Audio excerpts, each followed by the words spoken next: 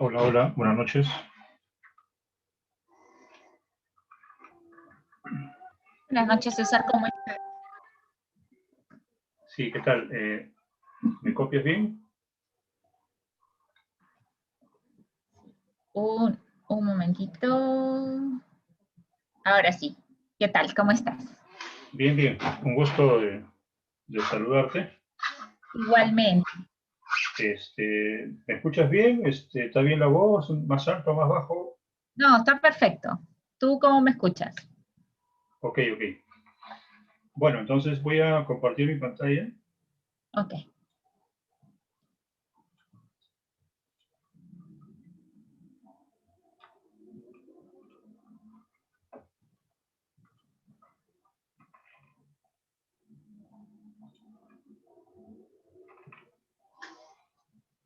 ¿Ves mi pantalla? Sí. Ya, ok. Bueno, en esta primera reunión lo que básicamente vamos a ver es una idea general de lo que es el sistema satelital peruano, con todos sus componentes y centralizarnos en el tema de la toma de imágenes satelitales y básicamente los usos o aplicaciones que se les puede dar, ¿no? ¿Alguna pregunta para iniciar?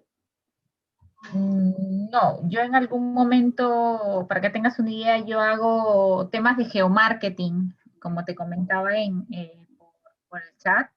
Ya, Entonces, a veces he tenido contacto y hice una maestría de gestión ambiental en San Marcos. Justo tuve un acercamiento que no fue exitoso con Perusat, porque había un profesor que estaba necesitando imágenes de la parte de humedales de Huanchaco, ¿no? Porque estaba haciendo un análisis de la totora, entonces había que hacer un análisis ahí, y ya. solicitamos por intermedio de San Marcos imágenes satelitales que nunca fueron entregadas, ¿no? Entonces, De qué año más o menos es eso? estamos hablando del 2018, sí, 2018, 2019, Ya. ¿no? Porque yo Bueno, terminé la maestría en 2019. 19. Sí. Ya. Bueno, Entonces, porque nosotros, bueno, en mi caso tuve el primer encuentro con ellos y bueno, todo ok, fue más o menos en agosto del 2019. ya, no, fue Y antes. ya, bueno, seguramente habrás escuchado en esa época en las noticias, hubo un tema de que hubo una interpelación por el Congreso, el tema del satélite peruano, porque había supuestamente unos errores, o salían Ujú. unas imágenes con errores, no sé si te acuerdas de esa época. Ajá. Bueno, yo creo que ahí fue un punto de quiebre, ¿no? A partir de ese problema que tuvieron, ya fueron un poco más abiertos con el tema Ay, qué bueno. de la Sí, posibilidad yo participé de algunas reuniones que tuvo el CONIDA en algún momento, que hacía el público, ¿no? Y lo que veía era como que querían propiciar el uso de las imágenes del satélite, pero como que no había mucha acogida ni por la empresa privada ni por las instituciones educativas para hacer análisis, porque nadie sabía cómo solicitar las imágenes, ¿no? Entonces yo tampoco ahorita. Entonces por eso es mi interés del tema, ¿no? Ah, ya, ok. ¿Tú qué formación tienes, perdón? Yo soy ingeniero informático de profesión, tengo una maestría en sistemas de información geográfico y otra Ujú. maestría en gestión ambiental y ordenamiento territorial, ¿no? Ah, ya, bueno, entonces estamos dentro más o menos de la misma línea, no, no hay ningún problema. Sí, sí, sí. Bueno, entonces comenzamos y bueno, si hay alguna duda me vas avisando. Listo, perfecto. Bueno, como te dije, vamos a hacer un panorama general de qué es el sistema satelital peruano, cómo funciona, cuáles son los elementos eh, y básicamente el tema de las imágenes, qué posibilidades nos puede dar el tema del uso de imágenes, cómo se hace la toma de imágenes, qué tipo de preprocesamiento hace el CONIDA y más o menos qué es lo que uno debe pedir para ciertos trabajos puntuales, ¿no? Más o menos ese es el panorama y bueno, si tienes alguna duda me vas Ok, preguntando. perfecto.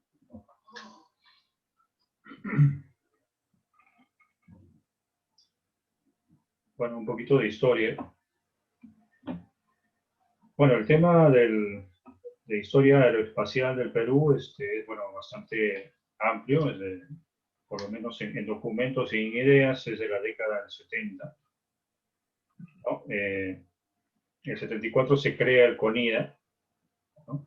Que es la Agencia Espacial del Perú, y bueno, de ahí han habido algunos hitos en los cuales se ha ido eh, desarrollando en el tema académico, por ejemplo, la PAP, que es la entidad que administra CONIDA, hizo algún tipo de capacitación de alto nivel, como las maestrías en aeronáutica en el 85.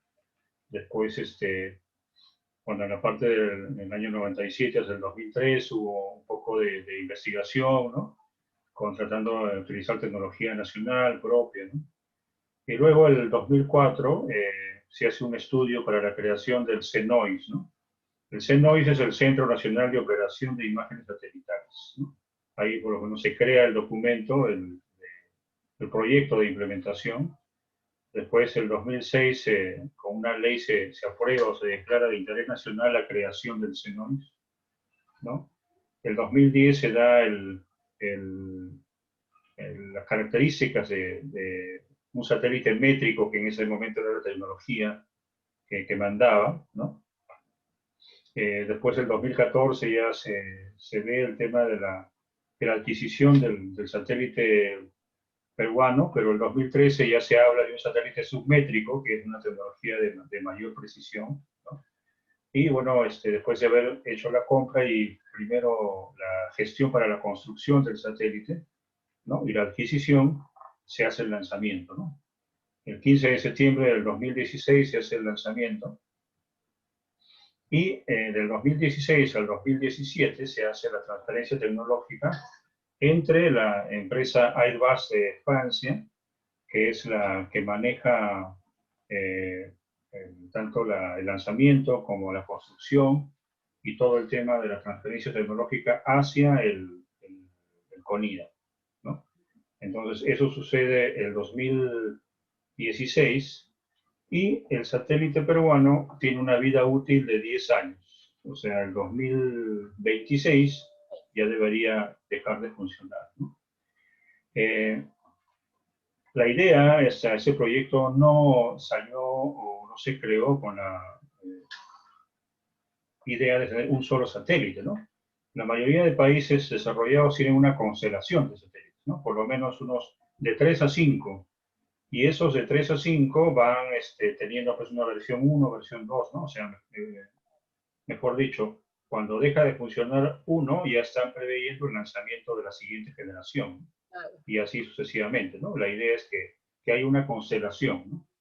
Bueno, en este caso, como tú comprenderás, la burocracia en el Perú es bastante lenta y evidentemente todavía no hay una planificación de hacer el Perusat 2 para que entre en funcionamiento antes de que termine su vida útil del Perusat 1, ¿no?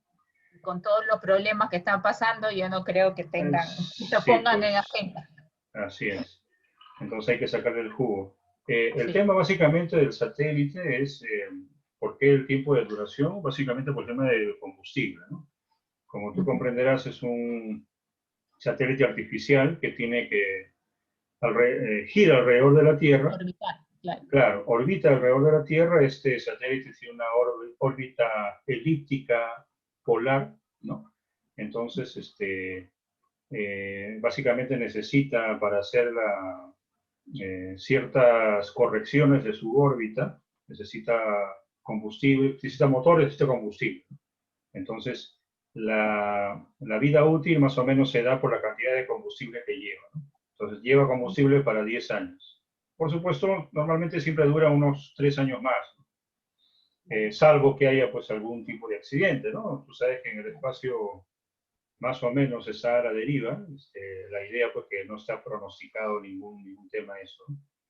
Ahora, por supuesto que el que gestiona todo esto es la empresa Airbus, y también el CONIDA tiene un convenio, más que convenio, tiene un servicio contratado con Estados Unidos. Estados Unidos tiene un monitoreo el tema de meteoritos y Okay.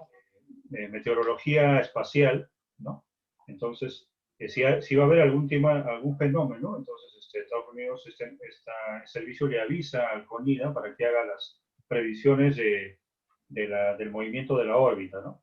Entonces, proteja al satélite con cualquier otra eventualidad que pueda haber, ¿no? Pero salvando todo eso, tiene una vida útil de 10 años, ¿no?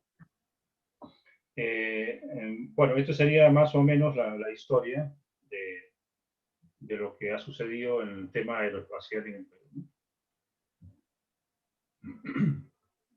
Bueno, ahora vayamos al sistema. ¿De qué se compone el sistema satelital peruano? ¿No? El sistema satelital peruano, básicamente podríamos decir que se compone de dos partes, ¿no? Un segmento espacial y un segmento terrestre, ¿no? En el segmento espacial tenemos, en primer lugar, el satélite peruano, que es el PERUSAT, pero también dentro del paquete de la venta de este satélite, también estaba el uso de la constelación francesa.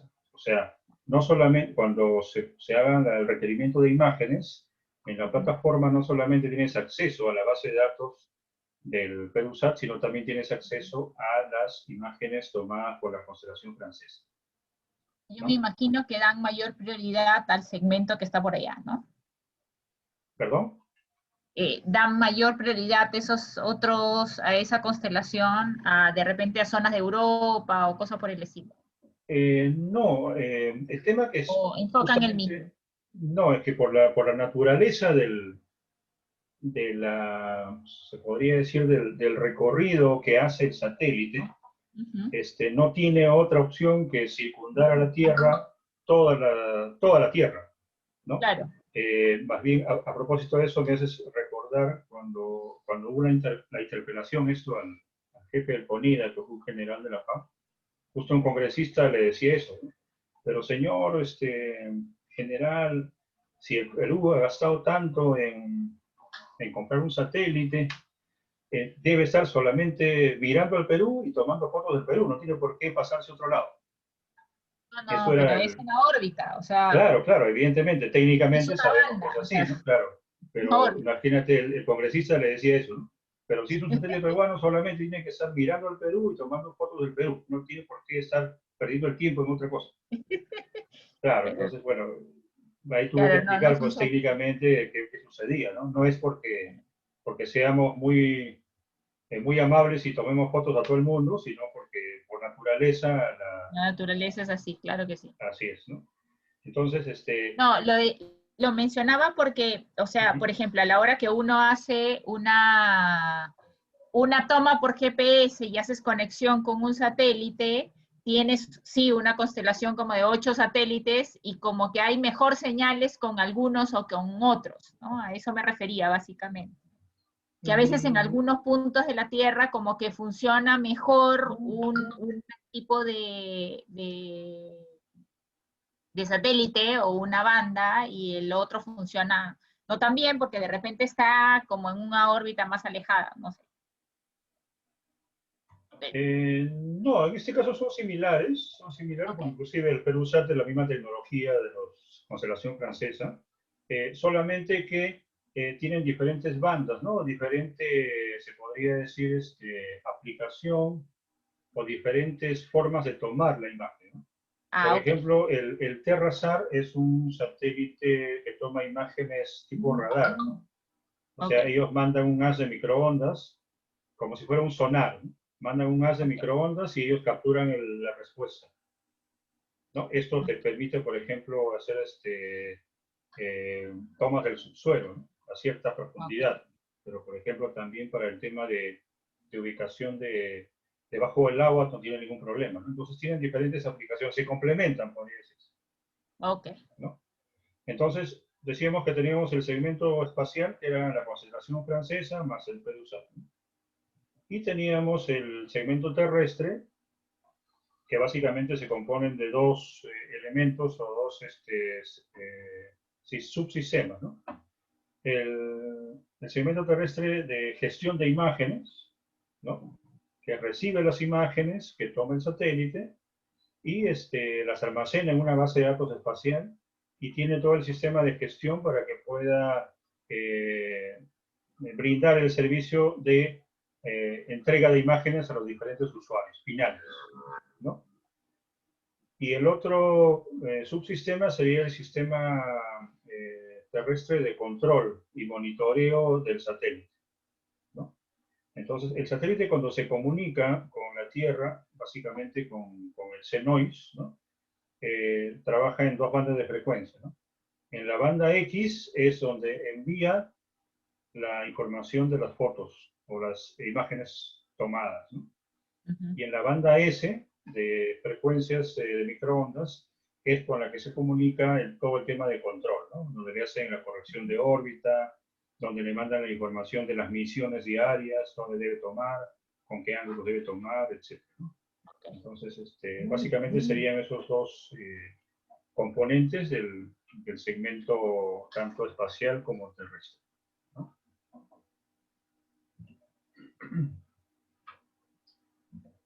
Bueno, acá haciendo un poco del tema del lanzamiento, como dije, fue en septiembre del 2016 en la Guyana Francesa, ahí se hizo el lanzamiento del satélite. Por supuesto, es un cohete que lleva pues, el satélite y por diferentes etapas llega a su órbita final, ¿no?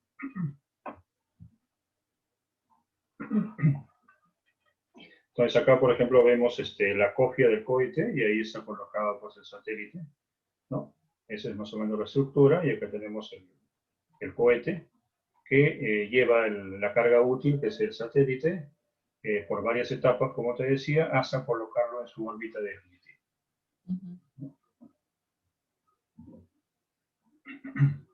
Acá, por ejemplo, podemos ver las diferentes órbitas de procesamiento que tienen hasta poder llegar hasta la ubicación definitiva donde se va a encontrar el satélite, ¿no? Son diferentes etapas. El cohete tiene diferentes secciones que se van desechando hasta que pueda colocar el satélite en su órbita definitiva. Bueno, acá un poco en general para ver el tema de órbitas, ¿no?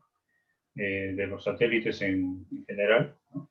Normalmente nosotros estamos más familiarizados con satélites geoestacionarios, ¿no? Que son básicamente los de telecomunicaciones. Por ejemplo, DirecTV tiene un satélite geoestacionario, tiene varios satélites geoestacionarios, ¿no? Que básicamente la característica de esa órbita geoestacionaria es que está a una distancia tal, ¿no? Que aparentemente es como si estuviera quieto en el espacio. Lo que sucede es que gira a la misma velocidad de rotación de la Tierra, ¿no? Entonces siempre está alumbrando la misma región. Entonces por eso se le llaman satélites geoestacionarios, ¿no? Geo de Tierra y estacionario que aparentemente está quieto en un punto, ¿no? Entonces, según la teoría, con 3 satélites geoestacionarios yo puedo cubrir toda la Tierra, ¿no? Entonces, ese es un tipo de órbita, ¿no? Que es una órbita, también se le dice, está ubicada en el plano ecuatorial, ¿no? En el mismo plano del Ecuador, ¿no? Una órbita horizontal, entre comillas, ¿no? También tenemos órbitas elípticas, ¿no? También tenemos órbitas medias, ¿no? O sea, hay satélites geoestacionarios, geo, meo y leo, ¿no? O sea, de órbitas medianas y de órbitas pequeñas, ¿no? En el caso del PEDUSAT, es un satélite de órbita baja, LEO, un satélite de órbita baja, y es polar, o sea, que va girando de un polo al otro polo, ¿no? Sería una órbita perpendicular al plano ecuatorial, ¿no? Ese es el tipo de órbita, ¿no? Entonces, acá justo en amarillo estamos mencionando el tipo de características del satélite peruano, ¿no? Una órbita baja, polar, su altura, o sea, de la superficie de la Tierra hasta el satélite, tiene una altura de 702.5 kilómetros, ¿no? Comparado con la geoestacionaria, fíjate, de 35.786 kilómetros, ¿no? Por eso se le llama de órbita baja, ¿no? Y justamente porque está tan bajo sobre la Tierra que puede tener la resolución de tomar, pues, imágenes de buena calidad para poder ser utilizadas. Esto con respecto a las órbitas. Bueno, acá más en detalle, como te decía, esta línea blanca vendría a ser la órbita del satélite Medusa, ¿no? A una altura de 702.5 kilómetros, ¿no? Una órbita polar Leo, ¿no? De órbita baja. Acá está la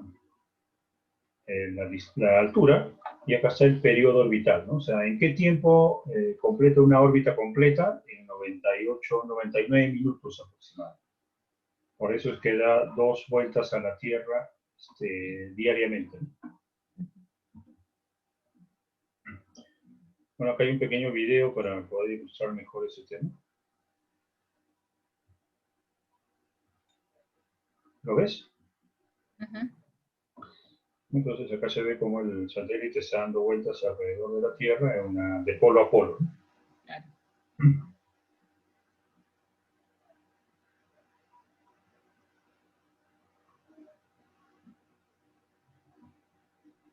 Sí se ve el video, ¿no? Sí, se ve. Ya, ok. Bueno, eso es para indicar solamente el tema de la órbita. Va girando. Y acá comparado con una órbita geoestacionaria, ¿no? Acá el círculo azul vendría a ser la órbita geoestacionaria, ¿no? Claro. De los satélites de comunicaciones o tipo DirecTV, por ejemplo. Ajá. Okay. Bueno, acá hay algunos cálculos para el tema de, por ejemplo, la órbita diaria, ¿no? ¿Cuántas órbitas por día? ¿No? Aproximadamente da 14.6, o sea, 15 veces al día da la vuelta el satélite a la Tierra, ¿no? Entonces son algunos cálculos para poder obtener justamente ese valor. Bueno, acá tenemos como dato, bueno, la constante gravitatoria es una constante física, la masa de la Tierra que prácticamente es una constante, la distancia en metros, ¿no? Hemos dicho que es 702.5, perdón, la distancia vendría a ser del centro de la Tierra hasta el satélite, ¿no? Okay. Entonces, hemos dicho que el satélite se encuentra a una altura de 702.5 kilómetros. A esto habría que aumentarle el radio de la Tierra para ver cuál es la distancia del centro de la Tierra hasta el satélite. Si sumamos estas dos cantidades, tendríamos este valor que sería la distancia, ¿no? Del centro de la Tierra hasta el satélite, ¿no? Acá tenemos la velocidad angular, tenemos el periodo orbital, ¿no? Tanto en segundos, en minutos y en horas, ¿no? Ahora, esto se basa en esta relación, ¿no? Donde, ¿cuál es el principio de por qué este satélite se queda, entre comillas, dando vueltas en esa posición, ¿no? ¿Por qué se queda en esa órbita, ¿no? Aplicando un poco de física, podemos decir que este satélite, en ese punto, va a haber una sumatoria de fuerzas igual a cero. Acá tenemos dos fuerzas. La primera es la fuerza gravitatoria de atracción de la Tierra, y por el movimiento tenemos una fuerza centrífuga, ¿no? Entonces, en ese punto esas dos fuerzas van a ser iguales, ¿no? Y por lo tanto, ese satélite, entre comillas, va a girar sin necesidad de motores y de combustible, ¿no? Por una órbita en una determinada distancia. Pero el tema es que la fuerza gravitatoria de la Tierra no es una fuerza uniforme, ¿no? O justamente por la forma de la Tierra, ¿no? Que es como una pelota achatada, ¿no? Entonces, Claro, sí. esa fuerza gravitatoria va a ir cambiando conforme pase el tiempo en el año, ¿no?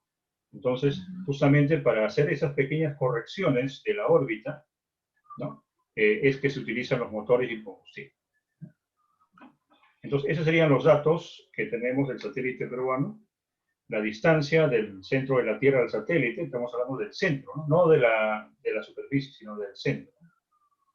Eso sería la distancia del centro de la Tierra al satélite. Tenemos la altura, eso sí, de la superficie hacia el satélite. Tenemos el periodo orbital, ¿no? Cuánto tiempo se demora dar en una órbita en segundos, en minutos y en horas, ¿no?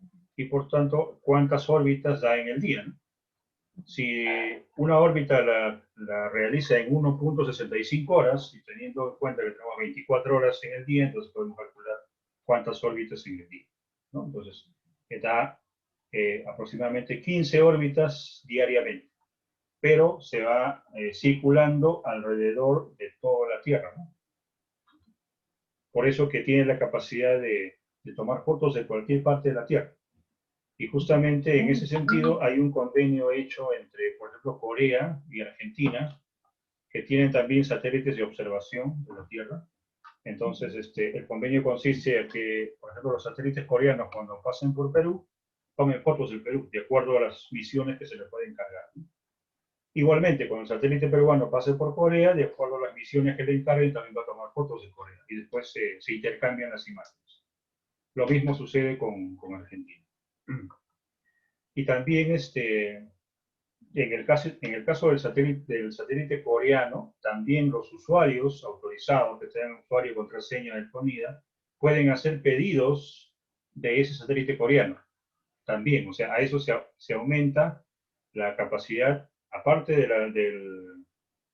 la constelación francesa, también pueden hacer pedidos de imágenes del satélite coreano.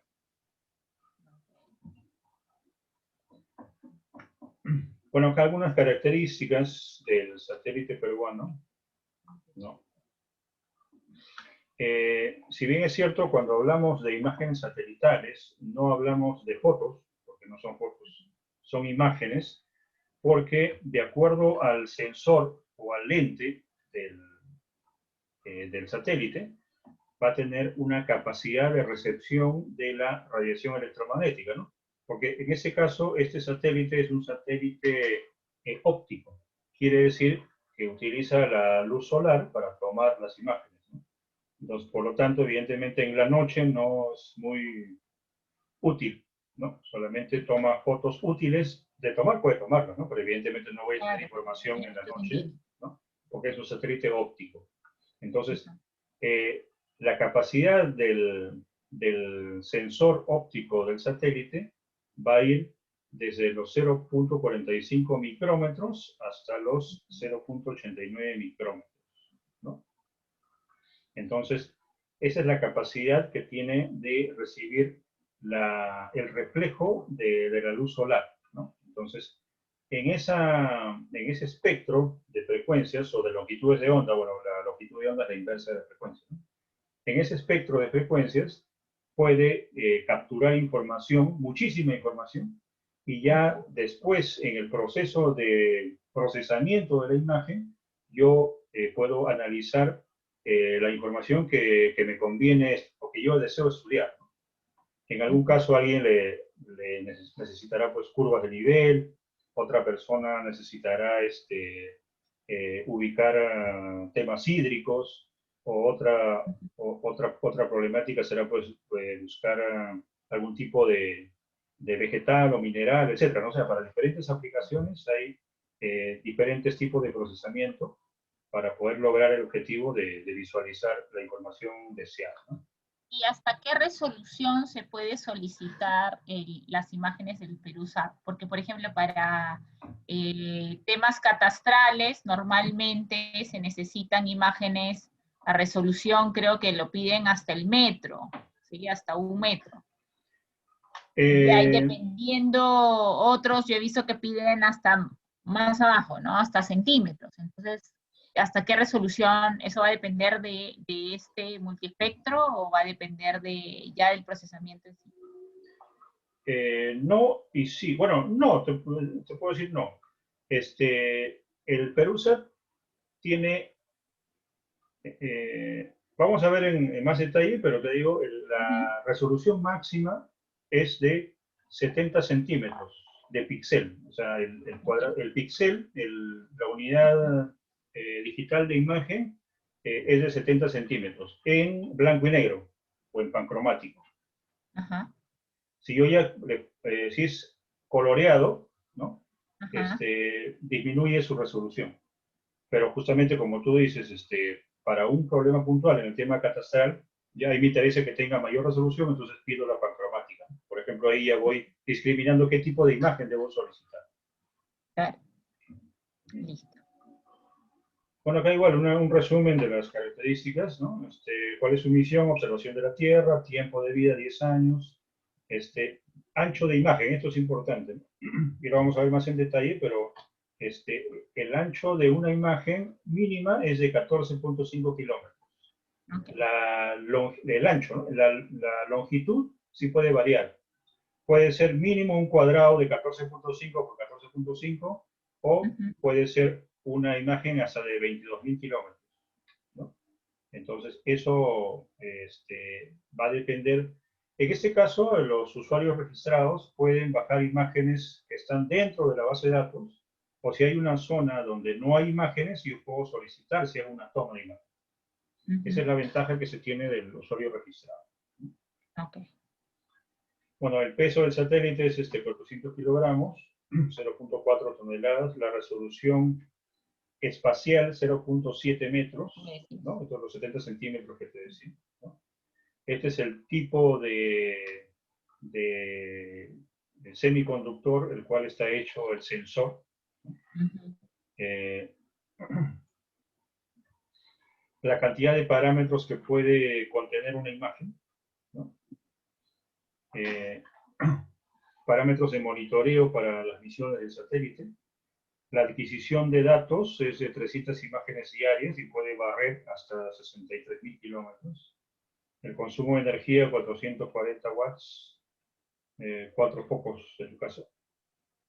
Velocidad de transferencia para el bajado de las imágenes, 310 megabits por segundo, ¿no? Sería más o menos tres veces tu servicio de internet de tu casa, algo así. Claro.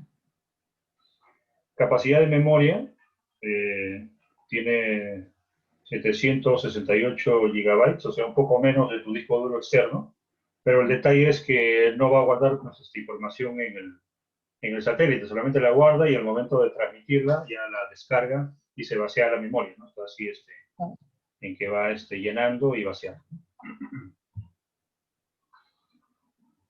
Bueno, ahí solamente las partes, ¿no? Que son ya desde el punto de vista técnico, los paneles solares para el uso de la parte electrónica del satélite.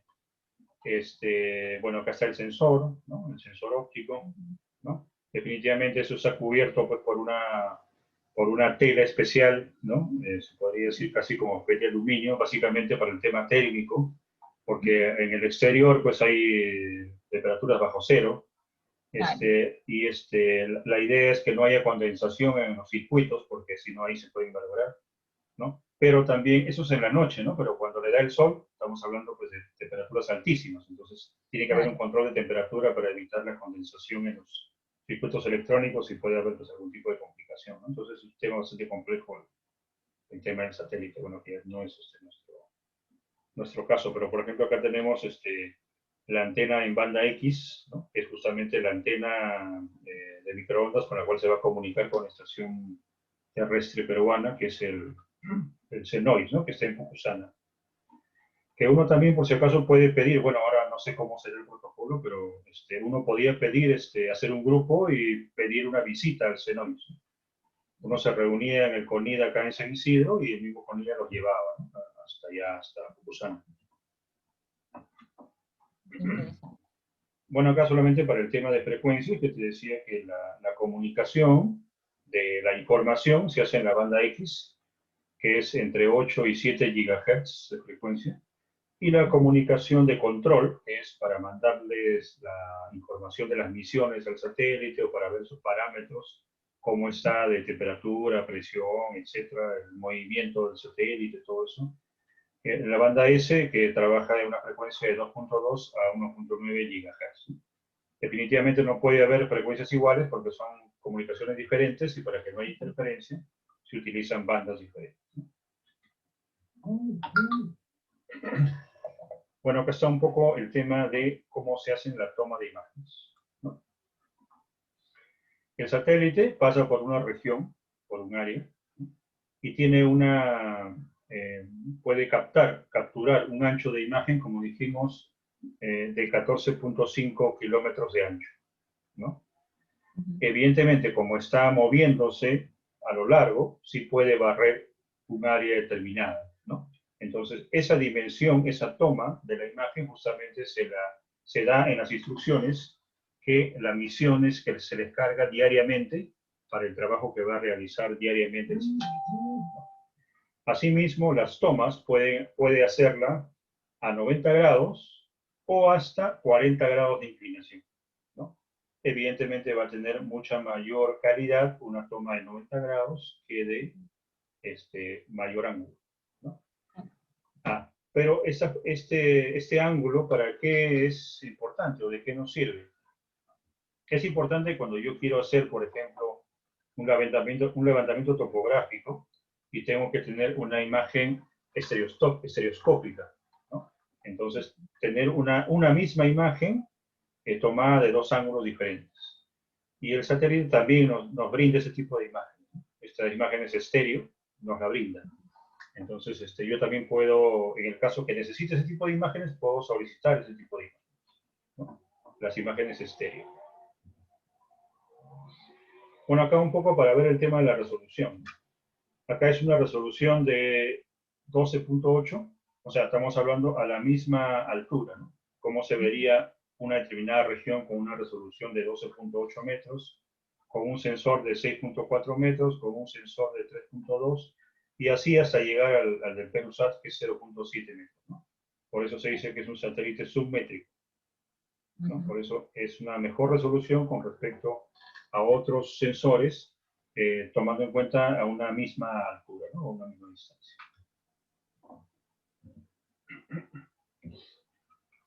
Bueno, acá cómo se toman las imágenes, cómo se hace el tema de la toma de imágenes. Bueno, cada vez que el satélite da vueltas alrededor de la Tierra, en primer lugar, para comunicarse con la estación terrestre que está en Cucuzana, que es el CENOIS, ¿no? Solamente tiene un círculo de visibilidad, ¿no? O sea, cada vez que el satélite esté dentro de ese círculo, puede ser monitoreado, ahí descargan las imágenes y le mandan sus nuevas misiones para el siguiente día, ¿no? Entonces, solamente cuando el satélite pasa por este círculo de visibilidad. Y lo hace 2 veces en la mañana y 2 veces en la tarde, ¿no? Entonces tienen ese tiempo para hacer todo el intercambio de información. Ahora, el satélite, por diseño, por física, su comportamiento es un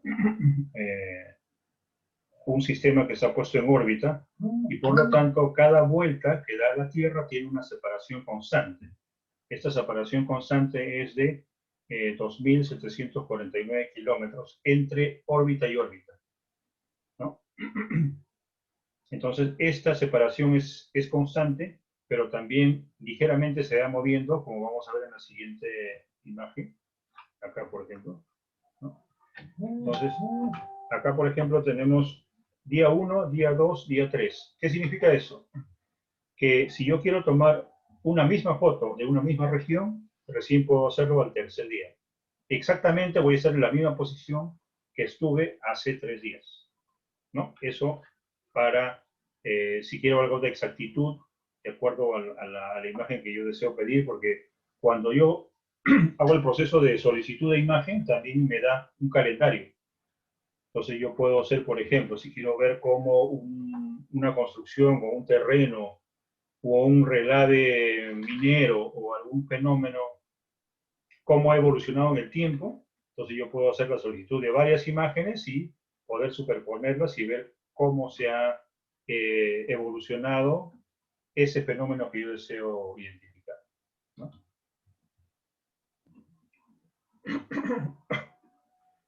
Bueno, esta es la misión que tiene el satélite, que es justamente cubrir de imágenes todo el territorio nacional, ¿no? Con unas imágenes que se le llaman tipo strip, estas tiras, ¿no? Se supone que la misión es cubrir todo el territorio nacional, ¿no? La idea es que lo haga anualmente de todo el territorio, ¿no? Pero Por cierto, de acuerdo a las... Sí, dime. ¿tú sabes a qué porcentaje va ahorita? La misión que tienen ellos es que esto lo repitan anualmente al 100%, pero definitivamente no Porque sucede, eso es en no, teoría, claro. ¿no? Ahora, Lo- siempre que hay algún fenómeno específico, como en el caso del año pasado, creo que hubo incendios forestales en Arequipa, después Ajá, hubo el tema del niño costero, después creo que claro. también hubo algunos incendios en la selva, entonces ahí ya le cambia la misión y se centran en tomar imágenes de algún Claro. tema internacional, ¿no? Ujú. Exactamente, si quieres, si deseas, te podría averiguar, pero no tengo en mente cuál No, sería no, el era porcentaje. simplemente curiosidad. Ah, ya. Qué curiosidad. Okay. Bueno, acá un poco de lo que hemos hablado, pero en video.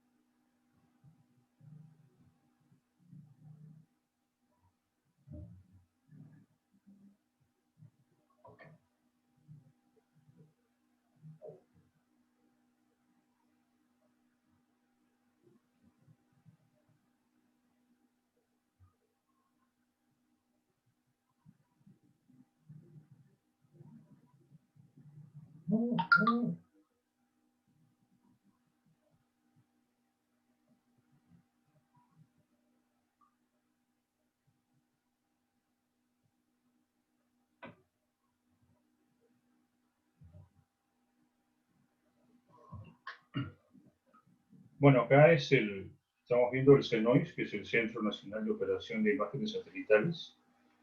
El CNOIS queda en Pucusana y es todo este complejo que básicamente es los ambientes administrativos de control satelital y de gestión de imágenes, ¿no? Lo más importante vendría a ser el módulo 3, que es el sistema de control satelital, y la antena, que está ubicada acá en el módulo 7, que es un domo, pero internamente es una antena parabólica. Una antena parabólica de 17 metros, así como la de DirecTV, pero bueno, la de DirecTV es de 60 centímetros, ¿no? De 17 metros. Y bueno, acá se hace pues el control de la emisión del satélite y también se recibe toda la información de la data de las imágenes y se almacenan y se preprocesan para que puedan ser entregados a los usuarios finales. Nosotros estuvimos visitando el CNOIS en el 2019. Como te dije, hay visitas guiadas, no sé ahora cómo estará el tema de pandemia, pero sí, normalmente sí daban esas facilidades. Había una unidad móvil de la misma hub que te llevaba desde San Isidro hasta Pucusana y después se regresaba, ¿no? Como te dije, por el tema de la interpelación que hubo el Congreso, a partir de ahí ya tuvieron mucha más apertura, ¿no? Para poder dar los servicios y todo eso. Bueno, acá vemos un poco más en detalle el tema de las imágenes, ¿no? En lo que se refiere al tema de coordenadas, ¿no? Uno puede hacer, dentro del pedido hay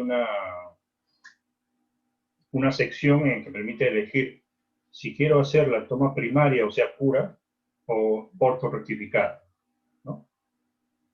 Primero en esas dos características. Entonces, de acuerdo al problema que yo quiera solucionar o a la información que yo quiera tener, optaré por una de las dos. Luego, también dentro de las opciones de bajar imágenes me aparecen estas 4 posibilidades, ¿no?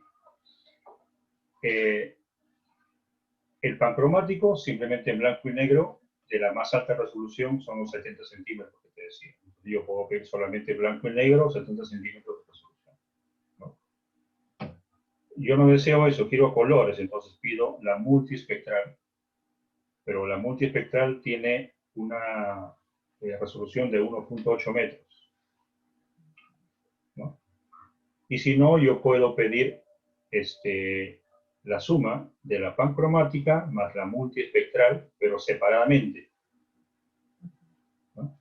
O puedo pedir ya la imagen compuesta, ¿no? Ya, mejor dicho, la en blanco y negro coloreada, que le llaman el pan charter, ¿no? Entonces, esta posibilidad es la que me aparece en el catálogo para poder pedir el tipo de imagen. Entonces, de acuerdo a las necesidades, yo tengo que optar, ¿no?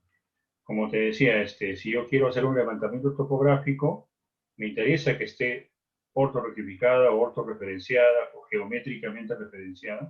Pido ortorrectificada y pido pancromática y estéreo, ¿no? En el caso de hacer un levantamiento topográfico, por ejemplo. Entonces, esa combinación hay que tenerla clara a la hora de solicitar, ¿no? Porque cada solicitud es un proceso diferente.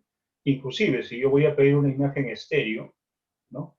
Tengo la imagen 1 y segundos después tengo la imagen 2, pero tengo que hacer 2 pedidos, porque son 2 archivos diferentes, ¿no?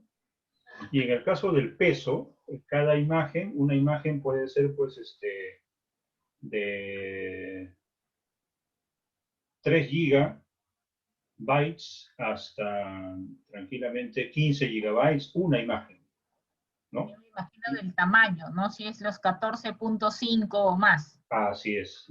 Siempre de ancho va a ser 14.5. Ahora, el largo es el problema, ¿no?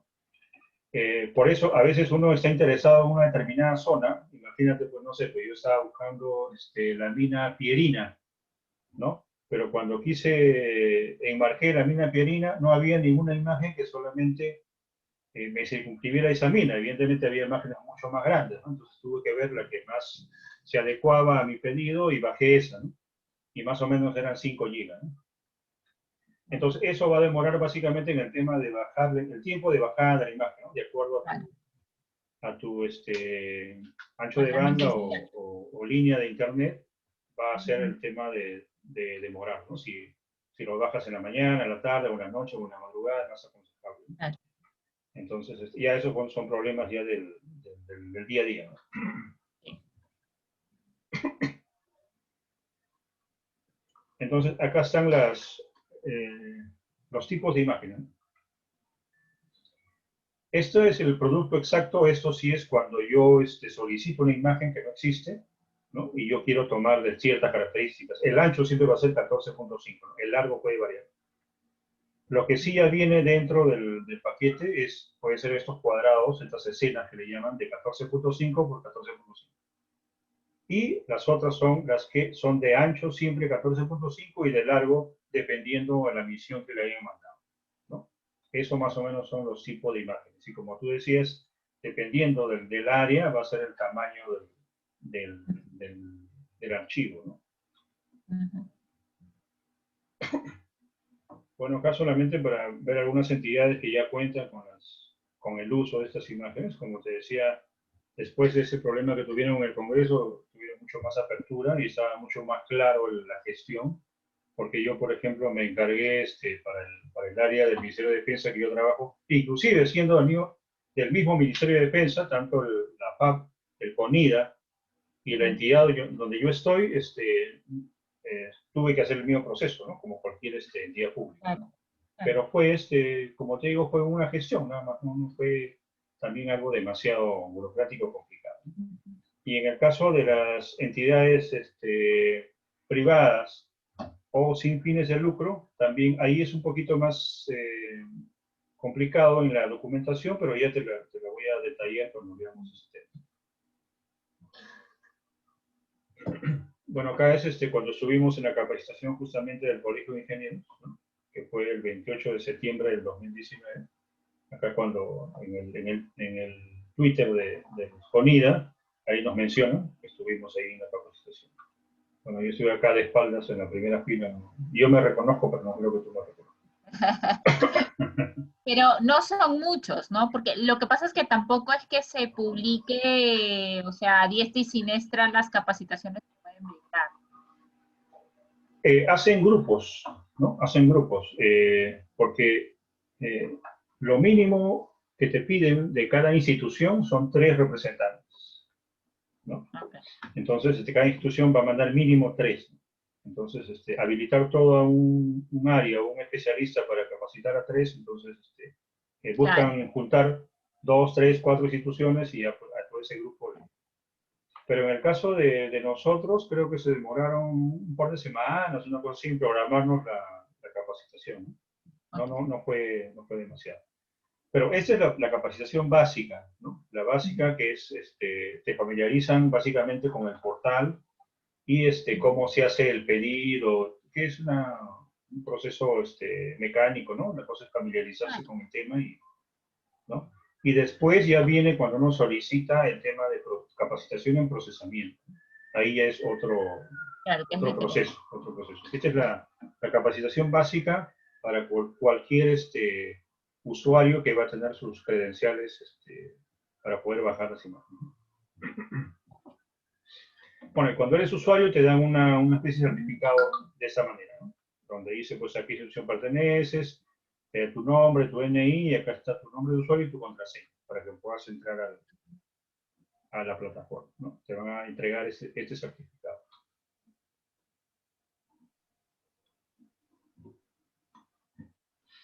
Bueno, acá pasaríamos un poco a la parte ya del tipo de imágenes y el tema de teledetección. No sé si tienes alguna pregunta hasta este No, punto. está clarísimo. Ya, ok. Bueno, el tema de teledetección es justamente bueno, lo paso acá para diferenciar las posibilidades que tiene la constelación, ¿no? Como te dije, tenemos la posibilidad de no solamente acceder al satélite peruano, sino a la constelación francesa, ¿no? Entonces, acá para discriminar los dos tipos de satélites que hay. Este es el satélite óptico, que justamente es un satélite que utiliza la luz del día para tomar las imágenes y lo que recibe es el rebote, ¿no?, de la luz Claro, el solar rebote. hacia los objetos y eso es lo que captura con el sensor, ¿no? Y conforma las imágenes multiespectrales, ¿no? Acá hay mucha información digitalizada de todo lo que viene del rebote de la luz solar, ¿no? Otro tipo de satélites son los de sensores activos o el caso del eh, satélite tipo radar, ¿no? Entonces, ese tipo de satélites es como si fuera un murciélago.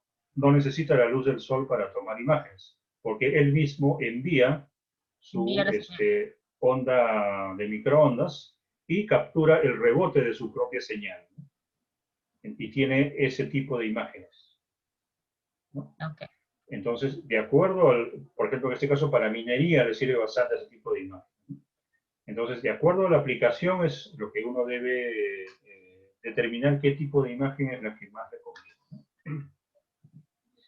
En el caso de los sensores pasivos o los ópticos que utilizan la luz del sol, ¿no?, la imagen es mucho más rica porque tiene mucha mayor información, ¿no? Y eso justo lo vamos a ver qué otras opciones nos da ese tipo de imagen. Acá tenemos la imagen digital pancromática en blanco y negro y también tenemos la imagen multiespectral, ¿no? En la multiespectral tenemos que en cada píxel hay diferente tipo de información y diferente información también relacionada a la longitud de onda o la frecuencia que se está recibiendo del objeto en el cual se ha reflejado la luz del sol, ¿no?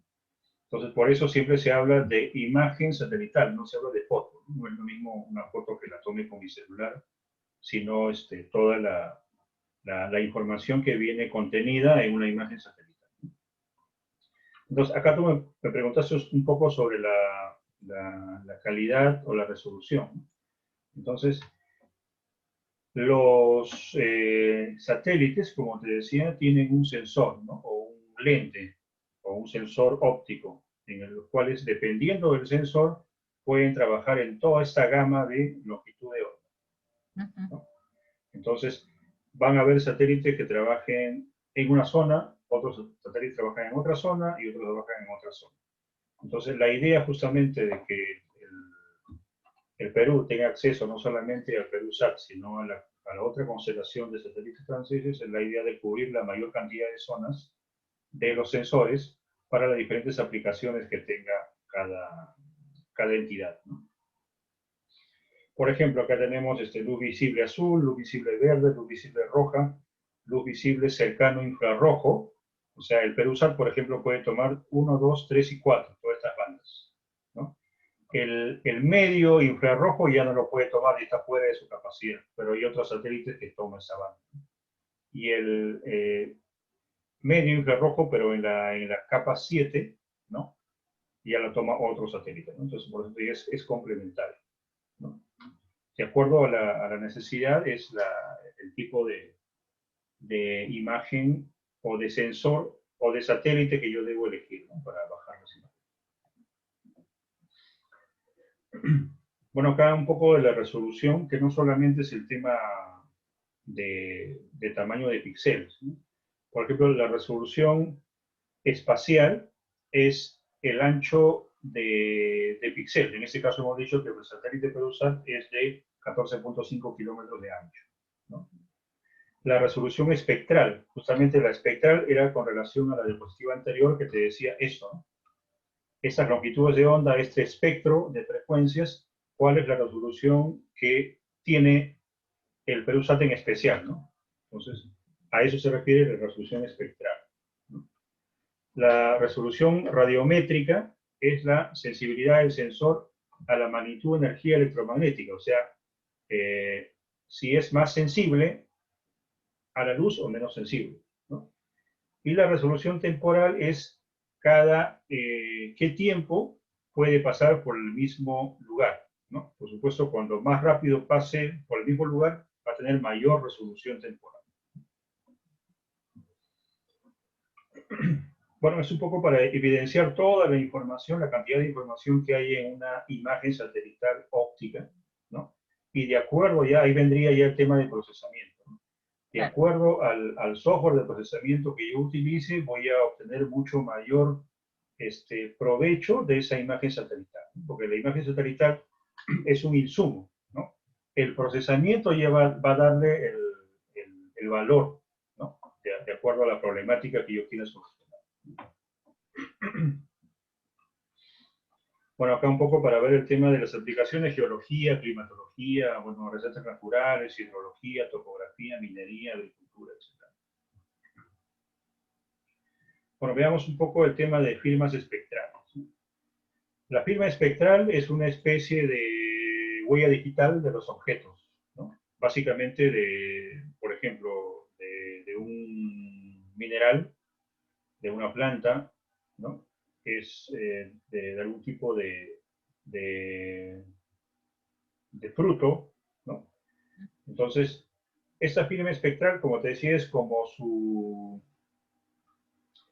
huella digital, ¿no? Entonces, si yo tengo la firma espectral del oro, va a ser de una forma, la firma espectral de la plata va a ser de otra, la firma espectral del granito es otra forma, la firma espectral de la palta es otra forma, la firma espectral de la coca es otra forma, entonces cada uno es una figura diferente, ¿no?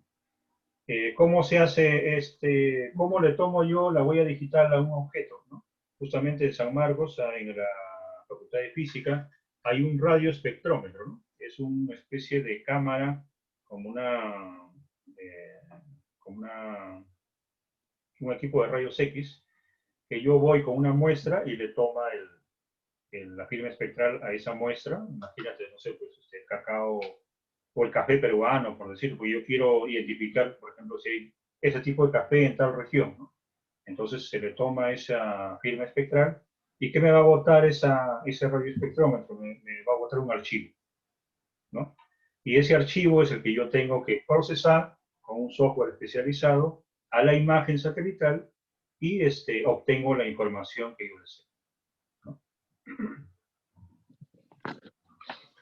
Entonces, acá teníamos, por ejemplo, un ejemplo de varias firmas espectrales.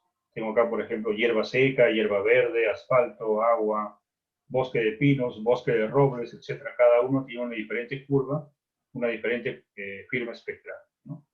Entonces, lo que yo voy a hacer es, quiero identificar ese elemento, si existe en una imagen, y en esa imagen, cuál es el área, por ejemplo, ¿no? Si yo deseo saber cuántas hectáreas de palta hay sembradas en Madre de Dios.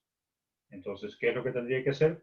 Bajo la imagen satelital de Madre de Dios, ubico la forma o bajo la firma espectral del producto, ¿no? En este caso, no sé, si quiero verificar la palta, ¿no? Y proceso esa firma espectral con la imagen y me va a sombrear, colorear, y me va a identificar exactamente el área en hectáreas, décimas y centésimas, cuál es el área de cultivo de esa planta de palta, por ejemplo, ¿no? Es una aplicación utilizando el tema de firmas espectrales. Entonces, acá simplemente para recordar el tema de las características del PeluSat, esta es la longitud de onda que trabaja en el tema pancromático blanco y negro, con la sensibilidad de 0.7 metros. Y este es el tema de color, que trabaja con azul, verde, rojo y infrarrojo cercano, ¿no? Estos en colores, esta es la sensibilidad de las longitudes de onda que responde, pero esto sí a una resolución de 1.8 metros, ¿no? Acá, por ejemplo, el pancromático, cuál es su longitud de onda y para qué nos sirve, ¿no?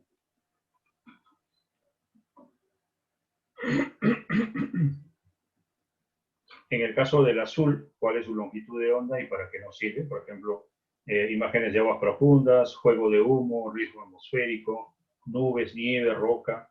Yo puedo analizar el azul de esa imagen y puedo, de acuerdo al procesamiento, verificar ese tipo de información. En el caso del verde, igual este es su rango de frecuencias o de longitud de onda, y me sirve para ver vegetación, floración de algas, recreación urbana, por ejemplo, puedo reconocer en esa banda, ¿no?, del verde.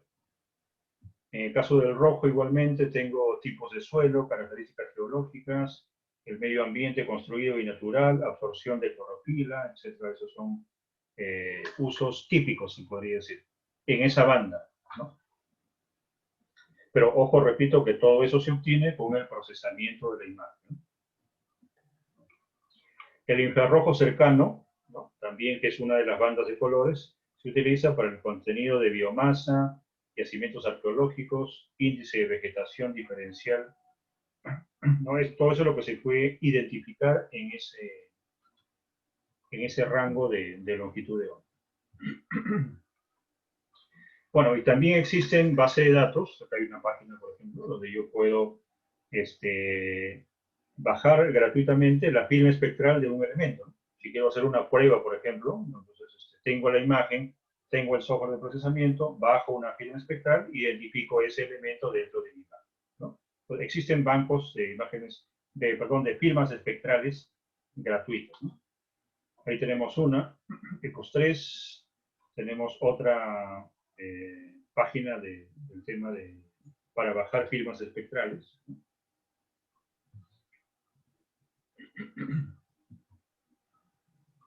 Y bueno, acá, como te decía, un poco de un ejemplo, ¿no?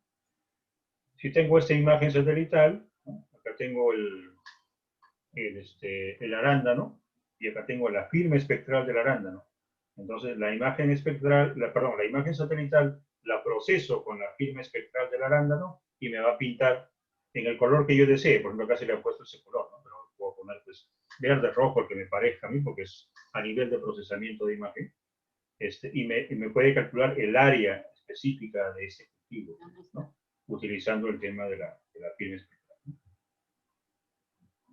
Ahora, ¿qué otras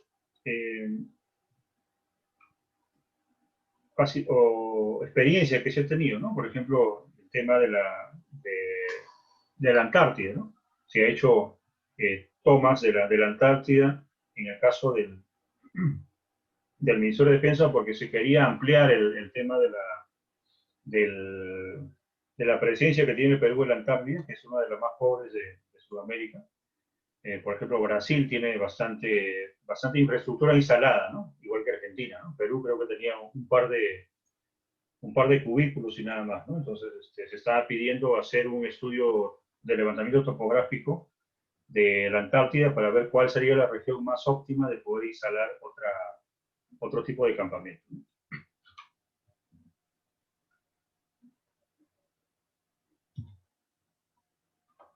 Bueno, acá justamente la estación Machu Picchu y el buque Bab Carrasco, que es el que lleva a las delegaciones científicas peruanas hasta el tema de la base. Esta es la de Brasil, por ejemplo, ¿no? Como ves, es mucho más grande, ¿no? La de Brasil, la base de Brasil es mucho más grande. Eso es lo que querían, hacer un estudio de levantamiento topográfico para ampliar esa ubicación. Acá tenemos, por ejemplo, el tema del niño costero, ¿no? Bueno, tenemos el Perú, tenemos Lima, y acá estaba la parte esto es la Tarjea. Acá están las pozas de la Tarjea, ¿no? Vamos a ver en una imagen más ampliada, pero esto es la parte del río Rímac y las pozas de la Tarjea en condiciones normales, ¿no? Esto es en condiciones normales, ¿no? Acá tenemos la carretera central, el río Rímac, y acá están las pozas de la Tarjea. Se ve de un color turquesa, entre comillas, limpio, ¿no? Ahora vamos a ver esa misma imagen, pero con el tema del niño costero. Fíjate, bueno, primero está todo nublado, las nubes, y fíjate el río cómo está, ¿no?, todo marrón, y las pozas cómo están, ¿no? Entonces, esa es un análisis, por ejemplo, de condiciones normales y de condición el tema del niño costero, ¿no?, que esto fue el 17 de marzo del 2017. Acá también es el tema de